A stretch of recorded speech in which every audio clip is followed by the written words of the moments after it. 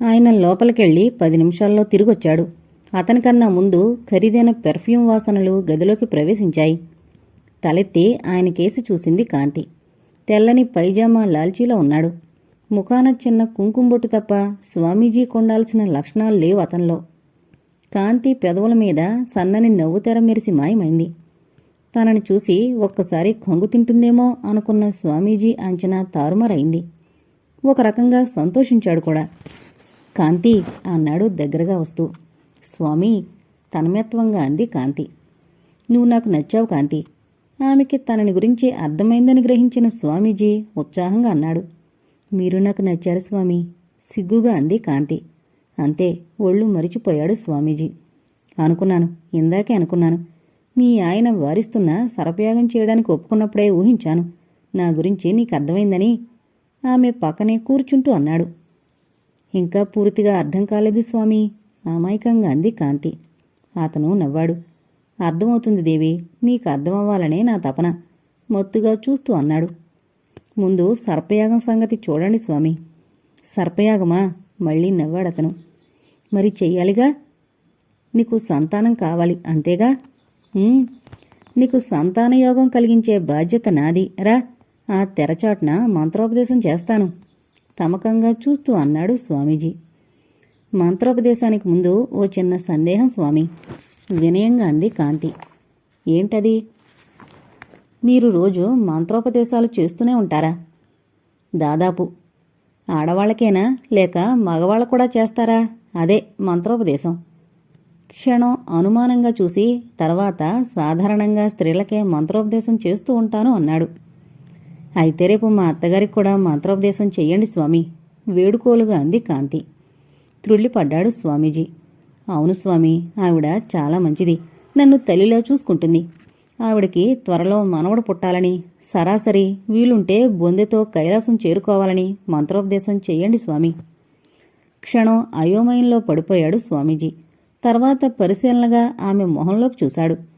ఆమె రవ్వంత అమాయకురాల్లా అనిపించింది అతనికి. సరే, కాలయాపన చేయకూడదు రా అంటూ చనువుగా ఆమె చేయి పట్టుకుని లేవదీశాడు. ఆమె మౌనంగా అతని వెంట నడిచింది. అతను కట్టెను లాగాడు. అక్కడ చక్కని మంచం, పరుపు అమర్చున్నాయి. కూర్చో, మొత్తుగా చూస్తూ అన్నాడు స్వామీజీ. ఆమె కూర్చోలేదు. పరిచిన వెల్వెట్ దుప్పటికేసి పరిశీలనగా చూస్తుండిపోయింది. ఏంటి కాంతి అలా చూస్తున్నావు? లాలనగా అడిగాడు స్వామీజీ. చిన్న అనుమానం స్వామి. ఏంటి? అసహనంగా అడిగాడు స్వామీజీ.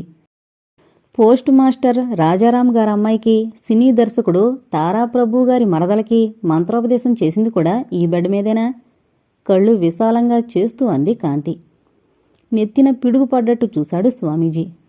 కంగారు పడకండి స్వామి, ఇంజనీర్ గారమ్మాయికి, ఆటో డ్రైవర్ యాదగిరి కూతురికి, మున్సిపాలిటీలో పనిచేసే యాదమ్మ మనవరాలకి పాపం మీరేనట్టు కదా మంత్రోపదేశం చేసింది. ఇవన్నీ నీకెవరు చెప్పారు? రవంత కంగారు, రవంత కోపం కలిసిన గొంతుతో అన్నాడు స్వామీజీ. ఇంతేనా? ఇంకా చాలా తెలుసు అన్నట్టు మరో సంగతి. నాసికా కేంద్రం జాగృతి గారు పోలీస్ కమిషనర్ని వెంటబెట్టుకుని తమ 1000 మంది పరివారంతో రేపిక్కడికొచ్చి తమ శక్తులన్నీ వీక్షించబోతున్నారు. మీ జన్మ ధన్యమవబోతోందే, తాపీగా అంది కాంతి. స్వామీజీ కాళ్ళ కింద భూమి కదిలినట్టయింది.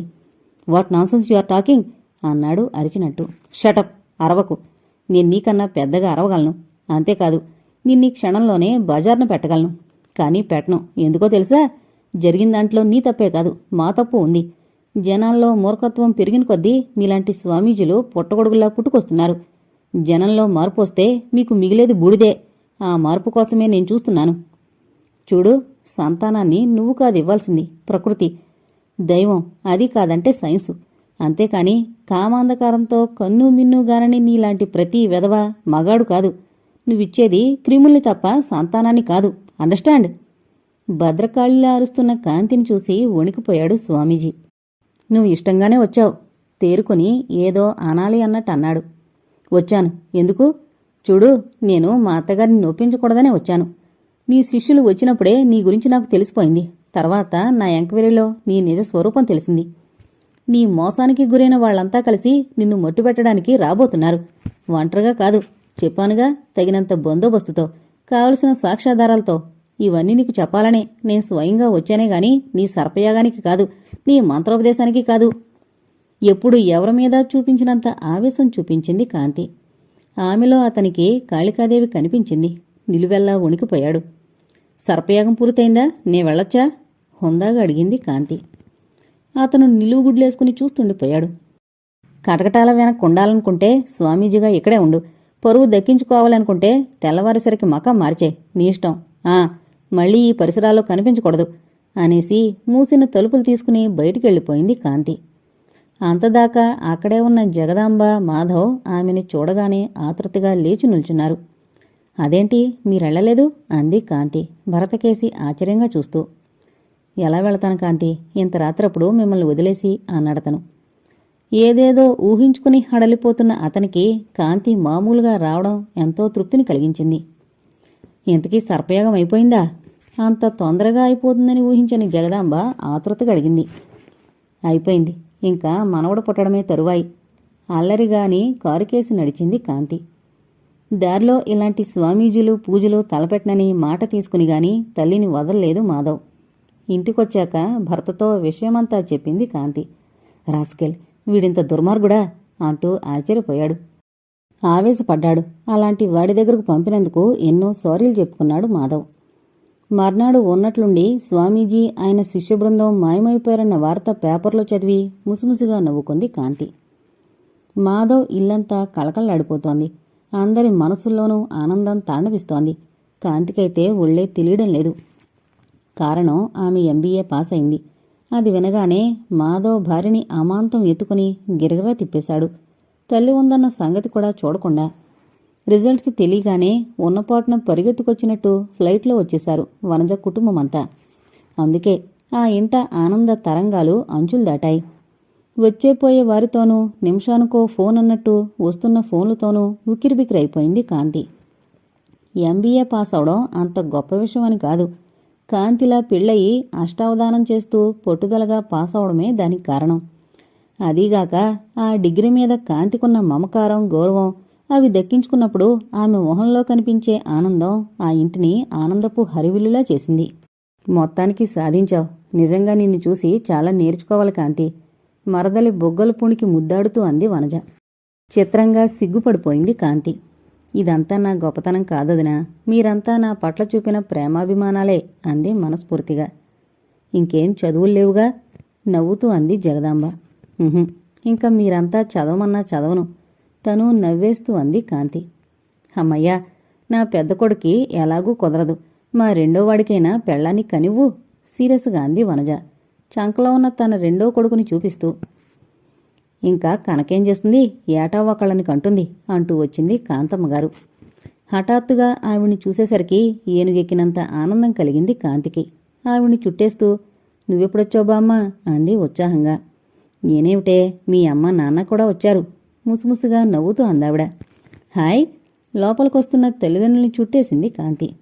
కంగ్రాచ్యులేషన్స్ రా కాంతి, ఎలాగైతేనే మొత్తానికి నీ పంతం నెగ్గించుకున్నావు రవంత గర్వంగా అన్నాడు రాఘవ. సుభద్ర కూడా కూతుర్ని ముద్దాడుతూ అభినందనలు చెప్పింది. జగదాంబ, వనజ కాంతి తల్లిదండ్రుల్ని ఆప్యాయంగా ఆహ్వానించారు. నిజంగా అప్పుడు ఆ ఇల్లు ఓ పెళ్లి ఇల్లులా అయిపోయింది. వనజ అందరికీ స్వయంగా కాఫీ, పలహారాలు అందించింది. ఓయబ్బో, ఈవిడిగారు ఏ IAS పాస్ అయినట్టు ఫీల్ అయిపోతుంది, అంతలా పొగడకండి తమాషాగా అన్నాడు మాధవ్. అతను ఎంత మామూలుగా అన్నా అతని గొంతులో వెర్రి ఆనందం తన్నుకొస్తూనే ఉంది. చదివించాలే గాని IAS ఏమిట్రా, కాంతి ఏదైనా చదివి పాస్ అవుతుంది గర్వంగా అంది జగదాంబ. వారి ఆప్యాయతకి కళ్లల్లో నీళ్లు తిరిగాయి కాంతికి. నిజంగా కాంతి అత్తవారంత మంచివాళ్లు అనుకున్నారు కాంతమ్మగారి కుటుంబ సభ్యులు.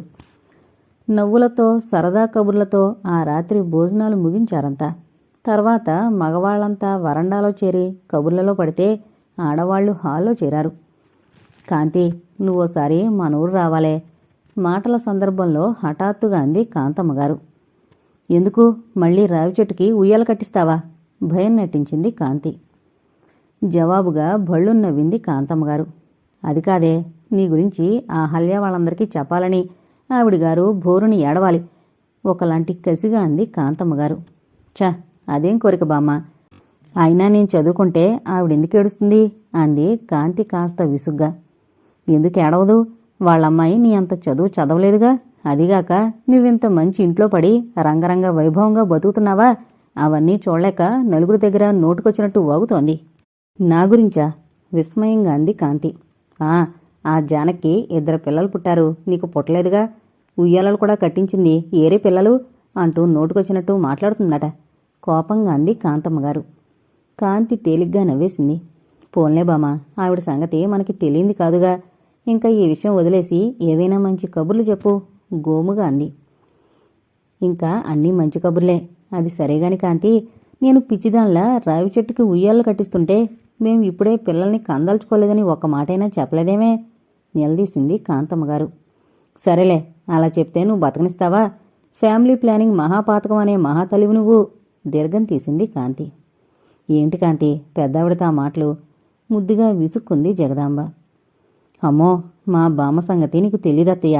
ఎక్కడైనా ఆభాషణ చేయించుకునే వాళ్ళని, శిశుహత్య చేస్తున్నారు అన్న వాళ్ళని చూస్తాం కానీ మా బామ్మ మాత్రం ఫ్యామిలీ ప్లానింగ్ మాట వింటేనే మహాపాపం అంటుంది. దైవం ఇచ్చిన ఫలాన్ని కాదంటే సరాసరి నరకానికి పోతాం అని కూడా అంటుంది. అందుకే మా విషయం ఆవిడికి చెప్పండి సన్నగా నవ్వుతూ అంది కాంతి. ఆమె మాటలకి కాంతమ్మగారితో సహా అంతా నవ్వేశారు. అవును మరి, అదేం కర్మో గాని ఆ భగవంతుడు నాకు మీ అమ్మకి ఒక్క నలుసునిచ్చాడు గాని లేకపోతే మేం గంపెడు పిల్లల్ని కనేవాళ్లం అంది కాంతమ్మగారు. అంతే కదా, మేం 2 గంపల సంతానాన్ని కంటాం గాని నువ్వేం దిగులు పడకు గంభీరంగా అంది కాంతి. మరోసారి నవ్వేశారంతా.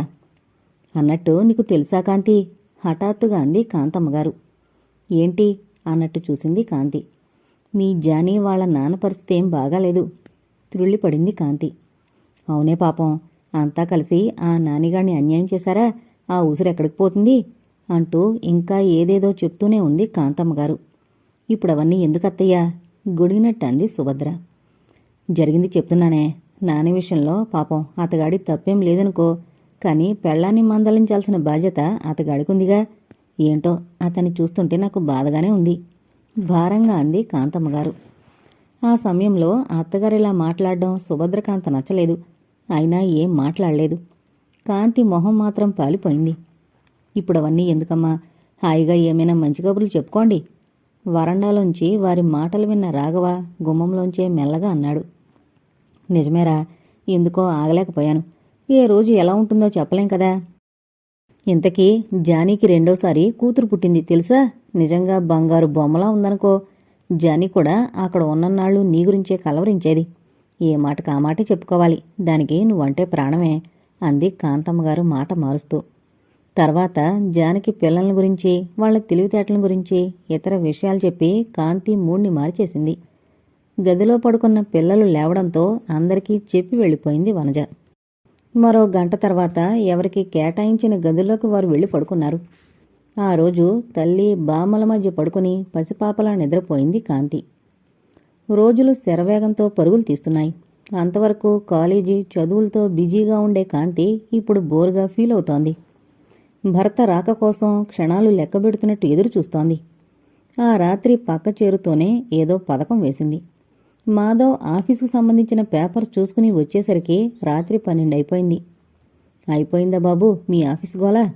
భర్త కేసి చిరాగ్గా చూస్తూ అంది. ఇంకా ఎక్కడా, కొంతవరకు అయింది. అవును, నువ్వింకా నిద్రపోలేదేం? ఆమె పక్కనే వాలుతూ అన్నాడతను. మీరు పక్కన లేకపోతే నాకు నిద్రలా వస్తుందమ్మా అతని గుండెల మీద తలపెట్టి గోముగా అందామె. అతను హాయిగా నవ్వేశాడు. ఏమండి అతని క్రాఫ్ సరిచేస్తూ అందామె మెల్లగా. ఏంటండి తమాషాగా అంటూ ఆమె ముక్కు పట్టి సున్నితంగా లాగాడతను. నాకోటి కావాలండి కళ్ళు వాల్చేస్తూ అంది కాంతి. అతని కళ్ళల్లో చిలిపిదనం చోటు చేసుకుంది. నీకు కావాల్సిందేమిటో నాకు తెలుసులే, నేనొచ్చేశానుగా, ఇచ్చేస్తాను అల్లరిగా అన్నాడతను ఆమె మీద వాలుతూ. ఛ, అది కాదు. కాంతి చెంపలు కందిపోయాయి. వాట్, నీకీ మధ్య సిగ్గుపడ్డం కూడా వచ్చిందే? ఆశ్చర్యం నటించాడతను. అంతేకాదు, కోపడ్డం అరవడం కూడా వచ్చేశాయి బెదిరించిందామె. అమ్మో వద్దు, నా కాంతి శాంతి దూతలా నవ్వులా నావలా ఎప్పుడూ నవ్వుతూనే ఉండాలి. చెప్పు, నీకేం కావాలి? ఆప్యాయంగా ఆమె ముంగురులు సవరిస్తూ అన్నాడతను. చెప్పనా? ఇంకా ఆలస్యం ఎందుకు? నాకు నాకో బాబు కావాలి. వాట్?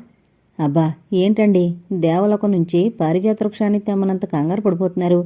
నేనడిగింది బాబునేగా. ముద్దుగా విసుక్కుంది కాంతి.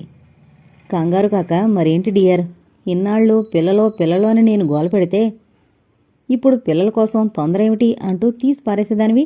ఇప్పుడేమో నీకు నువ్వుగా వచ్చి నాకు బాబు కావాలండి అని అడిగితే నాకు నిజంగానే కంగారుగా ఉంది అన్నాడతను గోముగా. అవునండి, నిజంగానే నాకు బాబు కావాలి. డిగ్రీ చేతికొచ్చేసిందిగా. నాకు కావాలనే ఉంది, తొందరపడకు.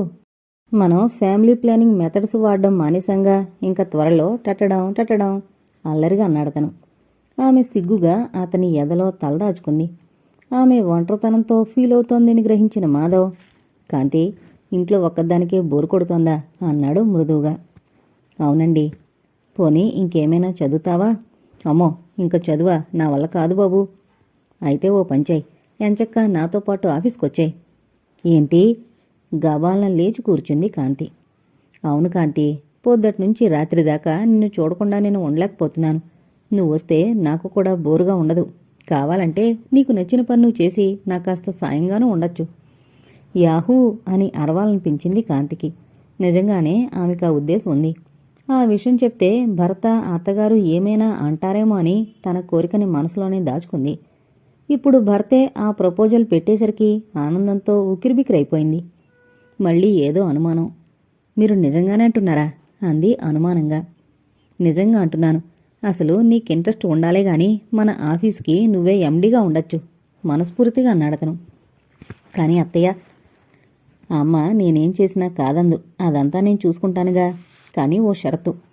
చెప్పండి, ఉత్సాహంగా అంది కాంతి. నీకు ప్రెగ్నెన్సీ వస్తే మాత్రం ఇల్లు కదలను, సరేనా? అతని మాట పూర్తి కాకుండానే అంది Kanti. Done, okay. Really? Yeah. ఇంక నుంచి నువ్వు ఆఫీస్కి వస్తున్నావు నమ్మకంగా అన్నాడతను. Thank you dear. అతన్ని ముద్దులతో ముంచేసింది కాంతి. అన్నట్టు మీ ఇంటికి వెళ్తానన్నావుగా, ఎప్పుడు వెళ్తావు అన్నాడతను. ఎల్లుండి వెళతానన్నానుగా. ఎల్లుండా? మళ్ళీ ఎప్పుడు రాక? జస్ట్ వారం రోజులా? అలిగినట్టు అన్నాడతను. ప్లీజ్, అమ్మ గోల్ పెట్టేస్తోంది. ఓకే, వచ్చాక ఆఫీసులో జాయిన్ అవుదువు గాని. అత్తయ్యని మీరు ఒప్పిస్తారుగా? వేడుకోలుగా అంది కాంతి. తప్పకుండా. Lots of thanks. మరోసారి అతన్ని ముద్దులతో ముంచెత్తేసిందామె. ఇంక చాలు నవ్వాడతను. గంట తర్వాత ఇద్దరూ ఆదమరిచి నిద్రలోకి జారిపోయారు. మాధవ్ హాయిగానే నిద్రపోయాడు గాని కాంతికి మాత్రం కలత నిద్రే. కలలో తను ఎండీగా ఆఫీస్కెళ్ళినట్టు, అందరికీ సలహాలిస్తున్నట్టు, కాన్ఫరెన్సులకెళ్ళొస్తున్నట్టు, తన ప్రతిభని అంతా మెచ్చుకుంటున్నట్టు ఎన్నో దృశ్యాలు కనిపించాయి. అంతేకాదు, తనని చూసి అక్కడి వారు గుసగుసలాడుకుంటున్నట్టు, ముఖ్యంగా ఆడవాళ్లు రకరకాలుగా కామెంట్స్ చేస్తున్నట్లు. ఏంటి, ఇంకా మీకు పిల్లలు పుట్టలేదా? ఓసారి డాక్టర్ని కన్సల్ట్ చేయకూడదు? ఓ, పిల్లలు పుడితే మీ అందం తరిగిపోతుందని కనలేదా? అయినా పిల్లలు లేకపోయాక ఈ అందం ఎందుకండి? అయినా పిల్లల్లేని బాధ ఇప్పుడు తెలీదు. రేపు వృద్ధాప్యంలో నాన్నవాళ్లు లేక బాధపడేటప్పుడు తెలుస్తుంది. బాగా ఆలోచించుకుని తొందరగా కనేయండి. ఏదైనా లోపముంటే ఎవరినైనా తెచ్చి పెంచుకోవడం మంచిది. ఏది ఏమైనా నా అనేవాళ్లుంటేనే బతుక్కి ఓ సార్థకత ఏర్పడేది. అంగబలం ముఖ్యంగాని అర్ధబలం కాదండి. ఇలా రకరకాలుగా సలహాలిస్తున్నట్టు కలలొచ్చాయి. అలా కలలతోనే తెల్లవారింది. కలలు గుర్తొచ్చాయి. అయితే కాంతి అవన్నీ తలుచుకుని పొంగిపోనూ లేదు, కుంగిపోనూ లేదు. ఎందుకంటే ఆమె అందర్లాంటి యువతి కాదు. ఆమెను ప్రత్యేకంగా సృష్టించాడు బ్రహ్మదేవుడు. ఉదయం 7 గంటలయింది. రాత్రి లేటుగా పడుకున్న మాధవ్కి మెలకువ రాలేదు. ఎవరో లేపనూ లేదు. మరో అరగంట తర్వాత ఓసారి బద్ధకంగా కదిలాడు. ఓసారి పక్కన తడిమి చూసుకుని అక్కడ ఖాళీగా ఉండడంతో కాంతి అన్నాడు కళ్ళు తెరవకుండానే. జవాబు లేదు.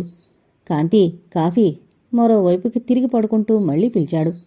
ఈసారి జవాబు లేదు. కాంతి డియర్, నన్నేడిపించుకో. కాఫీ కాకపోతే ఓ స్వీట్. పెదవులు తడుపుకుంటూ అన్నాడు. ఫలితం శూన్యం. అతనికి చిరాకొచ్చేస్తోంది. ఛ, ఈ కాంతికి మరీ అలసైపోయింది. అందుకే నన్నిలా ఏడిపిస్తోంది అనుకుంటూ ఆ నిద్రమత్తులోనే గట్టిగా పిలిచాడు. మెల్లగా తలుపులు తెరిచిన చప్పుడైంది.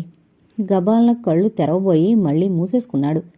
ఆమె నిద్రలేపుతూ పెదవుల మీద తన పెదవులతో వేసే తీయని ముద్ర కోసం ఎదురు చూస్తూ.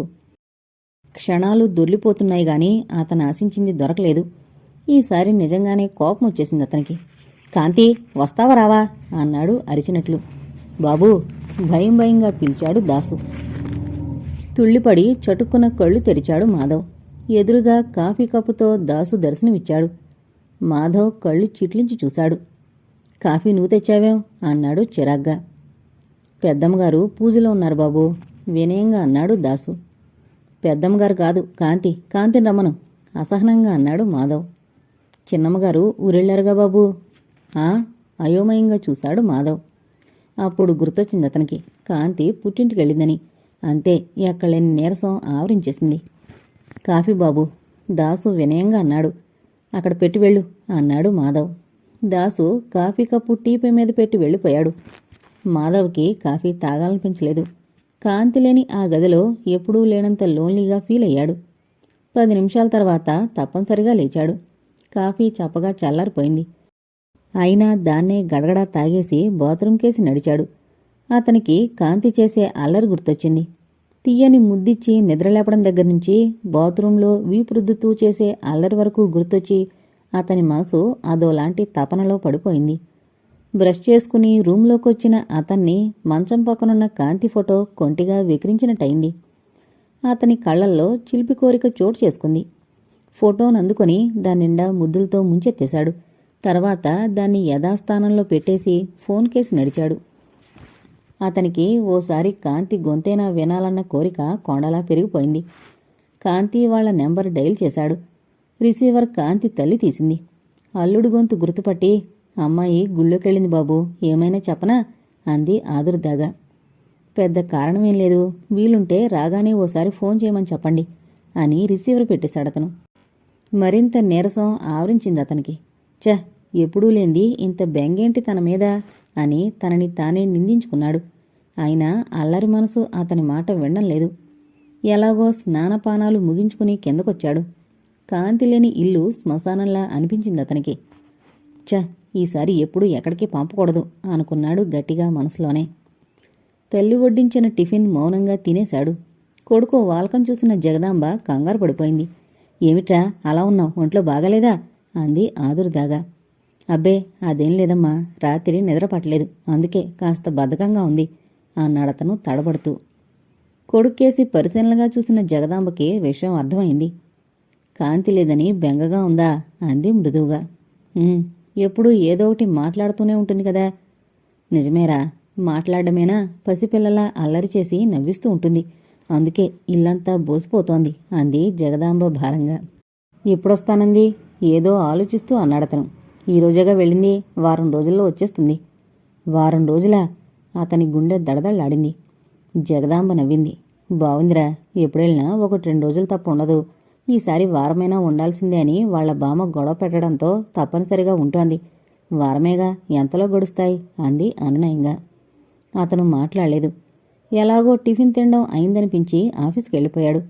ఆఫీసులో కాస్త బిజీగా ఉండడం వల్ల తాత్కాలికంగా కాంతి విషయం మరిచిపోయాడు. సార్, సీరియస్గా ఏవో పేపర్స్ చూస్తున్న మాధవ్ త్రుళ్ళిపడి చూశాడు. ఎదురుగా పిఏ రేవతి కనిపించడంతో చెప్పు అన్నాడు పరధ్యానంగా. ఇవాళ సాయంత్రం హోటల్ మూన్ లైట్లో డిన్నర్ ఉంది సార్ వినయంగా అంది రేవతి. సారీ, ఇవాళ నేనెక్కడికి వెళ్ళను అన్నాడతను.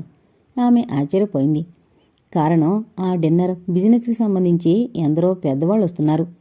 ముఖ్యంగా మాధవ్ కోసమే ఆ పార్టీ అరేంజ్ చేశారు.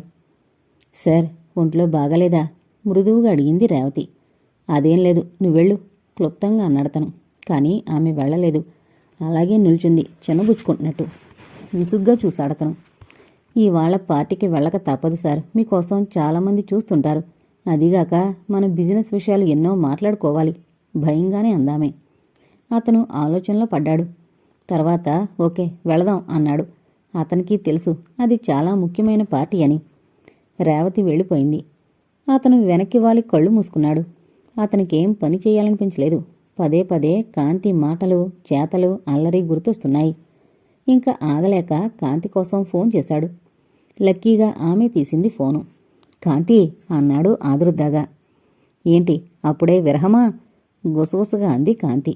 అవును, వెంటనే బయలుదేరు. ఎలాగండి? ఈ వారం రోజుల్లో 100 ప్రోగ్రాంలు వేసుకున్నాం. పోనీ మీరు రాకూడదు? సరదాగా 4 రోజులు గడిపి వెళ్ళొచ్చు. నాకెలా కుదురుతుంది? అయితే ఎంచక్క విరహగీతాలు పాడుకుంటూ కూర్చోండి. విరహము కూడా సుఖమే కదా, నిరతము చింతన మధురము కాదా? అల్లరిగా హమ్ చేసింది కాంతి. కాంతి, నీకు తమాషాగా ఉందా? ఉడుక్కున్నాడతను. నిజంగా తమాషాగానే ఉంది. నేను లేకుండా ఎంతకాలం ఉండగలరో చూద్దామని కూడా ఉంది ఉడికిస్తూ అందామే. సరే, నువ్వు అలాగే ఉండు, నాకేం దిగుల్లేదు. నేనే ఎంచక్క రోజుకో పిక్చరు, రోజుకో పార్టీ చేసుకుంటూ హ్యాపీగా గడిపేస్తాను. నన్ను వదిలి ఉండలేక నువ్వే పరిగెత్తుకొచ్చేస్తావు. ఓకే, బెస్ట్ ఆఫ్ లక్ అంటూ రిసీవర్ పెట్టేసింది కాంతి. ఛీ, ఈ ఆడవాళ్ళకి పుట్టింటికెళితే మొగుడే గుర్తుండడు అంటూ పళ్ళు నూరుకున్నాడు. కాంతితో మాట్లాడాక అతని బెంగ మరింత పెరిగింది. నీరసంగా వెనక్కి వాలి కళ్ళు మూసుకున్నాడు. సాయంత్రం 6 అవుతుండగా రేవతి మళ్ళీ వచ్చింది. కారు సిద్ధంగా ఉంది సార్ అంటూ. సాధారణంగా ఏ పార్టీకెళ్ళినా, ముఖ్యమైన ఫంక్షన్లకెళ్ళినా రేవతి కూడా అతనితో పాటు ఉంటుంది. రేవతికి 25 ఏళ్లుంటాయి. అందం కన్నా అలంకరణ వల్ల ఎక్కువ ఆకర్షణీయంగా కనిపిస్తుందామె. మాట, ప్రవర్తన చాలా డిగ్నిఫైడ్గా ఉంటుంది. అవసరానికి మించి మాట్లాడదు. పార్టీలో కూడా వేరుగా ఉంటుంది. కారణం, కొన్ని పార్టీల్లో లిక్కర్స్ తప్పనిసరిగా తీసుకుంటారు. అలాంటప్పుడు ఆమడ దూరంలో ఉంటుందామె. ఆమె మీద ఒక విధమైన అభిమానం ఉంది మాధవ్కి. అది ఆమె ప్రవర్తన వల్ల కావచ్చు. ఆమెను గురించి తరచూ కాంతితో చెప్తుంటాడు కూడా. అలాని అవసరానికి మించి తను ఆమెతో ఎక్కువగా మాట్లాడ్డు. మరి కాసేపటికి హోటల్ మూన్ లైట్కి చేరుకున్నారిద్దరు. అతను అక్కడ వాళ్లతో చేరిపోగానే అతనికి చెప్పి ఆమె మీటింగ్ హాల్కేసి నడిచింది. మీటింగ్ చర్చలు పూర్తయ్యాయి. తర్వాత ఖరీదైన ఆ హోటల్ గార్డెన్లో కూర్చున్నారంతా. లిక్కర్సు, వాటికి తగ్గ సరంజామాలు అన్నీ నీట్గా అరేంజ్ చేసున్నాయి. ఏంటి మిస్టర్ మాధవ్ అదోలా ఉన్నారు? గ్లాసులోని విస్కీ సిప్ చేస్తూ అన్నాడొకతను. జవాబు చెప్పకుండా చిన్నగా నవ్వాడు మాధవ్. తర్వాత ఏవేవో మాట్లాడుకున్నారు. బిజినెస్ విషయాలు చర్చించుకున్నారు. నవ్వుకున్నారు. జోక్స్ వేసుకున్నారు. ఎప్పటికన్నా ఎక్కువగా తాగాడా రోజు. ఏంటి మాధవ్ గారు ఇవాళ పూలైపోతున్నారు? కొంటిగా అన్నాడొకతను మందు తలకెక్కి. మా మిస్సెస్ ఊళ్ళో లేదు, అందుకే మనసు బాగాలేదు. మరో పెగ్గు వంచుకుంటూ అన్నాడు మాధవ్. వావ్, అయితే మనం నిజంగానే పులులమైపోవచ్చు ఉత్సాహంగా అన్నాడు మరొకతను. అతను యోగి అని మాధవ్కి బాగా పరిచయస్తుడు. అర్థం కానట్టు చూశాడు మాధవ్. కంగారు పడకండి, ముందు డిన్నర్ కానియండి, మీకు మంచి గిఫ్ట్ ఇస్తాను. ఓ కన్ను మూసి అదోలా అన్నాడు యోగి. మాధవ్ నవ్వాడు. గిఫ్టా? ఏది? అన్నాడు సరదాగా. ముందు డిన్నర్, తర్వాత అది నవ్వాడు యోగి. మరో రౌండ్ పూర్తయింది. అందరికీ మాటలు తడబడుతున్నాయి. ఎప్పటికన్నా కాస్త ఎక్కువ తాగడంతో మాధవ్కి మరీ మత్తుగా ఉంది. అంత మత్తులోనూ హఠాత్తుగా అతనికి రేవతి గుర్తొచ్చింది. త్రుళ్ళిపడ్డట్టయి వాచ్ చూసుకున్నాడు. 10 గంటలు దాటిపోయింది. కంగారుగా మేనేజర్ని పిలిచి రేవతిని ఇంటి దగ్గర జాగ్రత్తగా దించేసి మీరెళ్ళిపోండి అన్నాడు. వృద్ధుడైన మేనేజర్ ఎప్పుడూ తాగడు. ఫార్మాలిటీగా వస్తాడే తప్ప ఇలాంటి పార్టీల్లో భోజనం కూడా చేయడు. అలాగే అన్నట్టు తలూపి వెళ్ళిపోయాడు మేనేజర్. రేవతి ఎవరు? కుతూహలంగా అడిగారెవరో. మాధవ్ చెప్పాడు. ఓ, ఆమెనా అనుకున్నాను. ఇంత అందమైన పియ్యని పెట్టుకున్నప్పుడే అనుకున్నాను. ఇంతకీ ఆవిడేది? మందు బాగా తలకెక్కిన ఒక అతను అన్నాడు. చచ్చా, అలాంటిదేం లేదు కంగారుగా అన్నాడు మాధవ్. అదిగో మీ కంగారే చెప్తోంది ఏదో ఉందని. మేమేం అనుకోంలేండి. అయినా ఇంత గ్లామరస్ లేడీ పక్క నుండి పనిచేస్తుంటే మగవాడైనవాడు ఎవరు మాత్రం మడిగట్టు కూర్చోగలడు అన్నాడు మరొకతను. ఆ సమయంలో తామంతా ఓ ఉన్నత శ్రేణికి చెందిన వాళ్లమని గాని, బాధ్యతాయుతమైన పని మీద అక్కడ సమావేశమయ్యామని గాని ఎవరికీ గుర్తుకు రాలేదు. చీప్ జోక్స్ వేసుకుంటూ ఆడవాళ్ల గురించి కామెంట్ చేయడం, పగలబడి నవ్వడం లాంటివి చేస్తున్నారు పరిసరాలు అదిరిపోయేలా. ఎంత తాగినా వాళ్ల ప్రవర్తనని జీర్ణించుకోలేకపోతున్నాడు మాధవ్. 10 నిమిషాల్లో మేనేజర్ వచ్చాడు. ఏంటి? వాలిపోతున్న కళ్ళని బలవంతంగా పైకెత్తుతూ అన్నాడు మాధవ్. రేవతి కనిపించలేదు సార్. ఏంటి? త్రుళ్ళిపడ్డాడు మాధవ్. అవును సార్, ఆవిడ లేదు.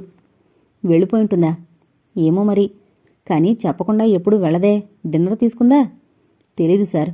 మనం బుక్ చేసుకున్న రూమ్స్లో ఏమైనా ఉందేమో చూసారా? మాధవ్లో కంగారు ఎక్కువైంది. అక్కడా లేదు సార్, బహుశా పొద్దుపోయిందని వెళ్ళిపోయి ఉంటుంది. అయితే ఓసారి ఇంటికి ఫోన్ చేసి కనుక్కోండి. ఓకే సార్ అంటూ వెళ్ళిపోయాడు మేనేజర్. అంతదాకా మౌనంగా ఉన్న మిగతా వాళ్ళు అతన్ని ఆట పట్టించారు. ఏంటి మిస్టర్ మాధవ్, ఆమె కోసం అంత ఆరాటపడిపోతున్నారు? ఆమెం చిన్నపిల్ల కాదుగా, అయినా ఇప్పుడు అర్ధరాత్రి దాటలేదు. కొంపదీసి మీకోసం ఎక్కడైనా ఎదురు చూస్తూ కలలు కంటోందేమో. కరెక్ట్, మేడం ఊళ్ళో లేరుగా, అందుకే ఈవిడ్ని ఎంగేజ్ చేసుకున్నారు. ఆమె కరెక్ట్. ఇలా రకరకాలుగా కామెంట్స్, ప్రశ్నలు మొదలుపెట్టారు. ఇదంతా భరించలేనట్టు తలపట్టుకుని కూర్చున్నాడు మాధవ్. తర్వాత హోటల్ మేనేజర్ని పిలిపించి ఆమెని గురించి అడిగాడు. ఆవిడ డిన్నర్ తీసుకున్నారు సార్, కానీ వెళ్ళినట్టు కనిపించలేదు అన్నాడు మేనేజర్. సాధారణంగా ఏ పార్టీ జరిగినా అక్కడే అరేంజ్ చేస్తాడు మాధవ్. రేవతి, మేనేజర్ లాంటి వాళ్ళు వేరే చోట డిన్నర్ చేయడం కూడా జరుగుతుంటుంది. అందుకే రేవతి అక్కడ వాళ్లకు తెలుసు. రేవతి భోంచేసిందని విన్నాక కాస్త తేరుకున్నాడు మాధవ్. లేట్ అయిందని వెళ్ళిపోయి ఉంటుంది. అయినా ఇక నుంచి ఇలాంటి పార్టీలకి రేవతి లాంటి వాళ్ళని కాదు, అసలు ఆడవాళ్ళని తీసుకురాకూడదు అనుకున్నాడు మాధవ్. అప్పుడే మేనేజర్ ఇంట్లో ఫోన్ ఎవరూ లిఫ్ట్ చేయడం లేదన్న వార్తతో వచ్చాడు. మాధవ్ మొహంలో ఏదో భయం చోటు చేసుకుంది. అది గమనించిన యోగి బృందం రవంత చిరాకు పడ్డారు. వాట్ మిస్టర్ మాధవ్, ఆమె మీకు ఇష్టురాలైనా ఓ పిఏ గురించి ఇంత సీన్ క్రియేట్ చేయకూడదు. ఆవిడ ఎక్కడో హాయిగా నిద్రపోతూనో ఎంజాయ్ చేస్తూనో ఉంటుంది. మీరు మామూలుగా ఉండండి, లేకపోతే మీ మత్తంతా దిగిపోతుంది అన్నాడొకతను, కాస్త సరదాగాను కాస్త విసుగ్గాను. నిజమే, ఆమె వెళ్ళిపోయి ఉంటుంది అనేశాడు మాధవ్. తర్వాత మేనేజర్ను కూడా పంపేశాడు. కబుర్లు చెప్పుకుంటూ జీడిపప్పు వగేరాలు నములుతూ మరో 2 పెగ్గలు తాగారు. ఇప్పుడు మాధవ్ అన్నీ మరిచిపోయాడు. వాళ్లతో పాటు సరదా కబుర్లు మొదలుపెట్టాడు. డిన్నర్ అది పూర్తయ్యేసరికి 12 గంటలు దాటిపోయింది. ఎవరి ఒళ్ళు స్వాధీనంలో లేదు.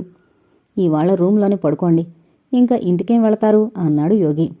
అవును, మీ మిసెస్ కూడా లేదుగా అన్నాడు యోగి. అన్నట్టు యోగి, మిస్టర్ మాధవ్కి ఏదో మంచి గిఫ్ట్ ఇస్తానన్నారు, గుర్తు చేశాడు ఒకతను. ఇప్పుడు గురు మూడ్లో లేడు, కొంటెగా అన్నాడు యోగి. తాగితే పిలుపుల్లో కూడా మార్పులొస్తాయి. మాధవ్ లేవబోయి తూలాడు. అతను పడకుండా పట్టుకున్నాడు యోగి.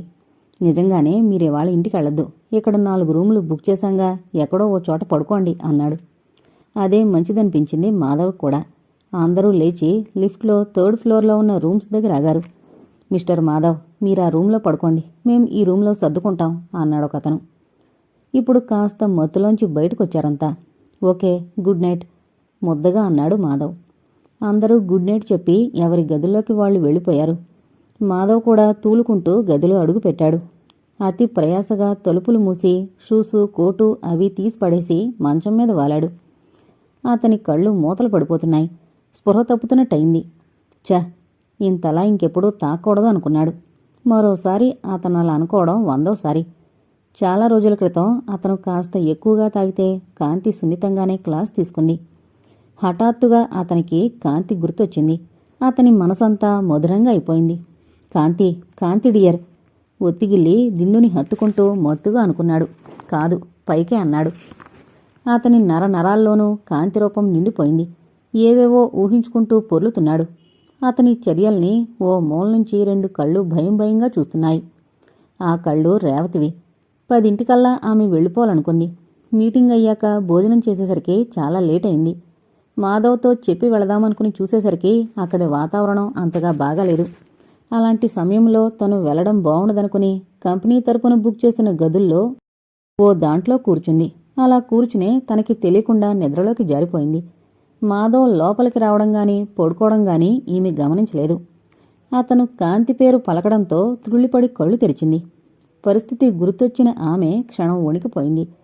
ఎంత మంచివాడైనా ఆ పరిస్థితుల్లో అతని కంటపడ్డం అంత మంచిది కాదనిపించి అలా మూలగా ఉన్న సోఫాలో ఒదిగి కూర్చుంది.